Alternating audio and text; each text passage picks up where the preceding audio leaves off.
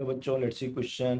If both assertion and reason are true, the reason is the correct explanation of assertion. If both are true but reason is not correct explanation of assertion, B A. ठीक है.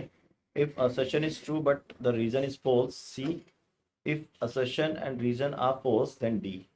तो बच्चों अगर अपन यहाँ से देखें assertion दे रखा है to observe the diffraction of light, the size of obstacle aperture should be of the order of 5000 angstrom. Reason क्या है इसका? 5000 angstrom is the order of wavelength of visible light. तो बच्चों अगर अपन यहाँ से बात करें, इस क्वेश्चन की बात अगर अपन करते हैं तो की कॉन्सेप्ट क्या है यहाँ पे. अगर हम बेसिक की कॉन्सेप्ट की बात करें तो की कॉन्सेप्ट क्या है यहाँ पर? की कॉन्सेप्ट है डिफ्रैक्शन ऑफ लाइट. अब डिफ्रैक्शन ऑफ लाइट क्या कहता है? अगर डिफ्रैक्शन ऑफ लाइट की हम बात करें तो diffraction of light is what?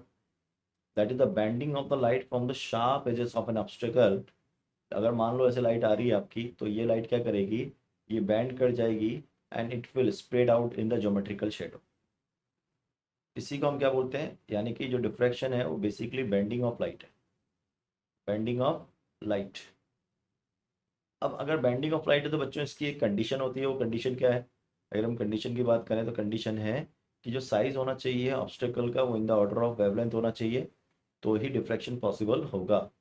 तो अगर आप देखो ढंग से तो यहाँ पे बोल रहा है to observe the deflection of light, size of obstacle aperture should be a order of 5000, यानी कि ऑर्डर होना चाहिए 10⁻⁻⁷ मीटर का.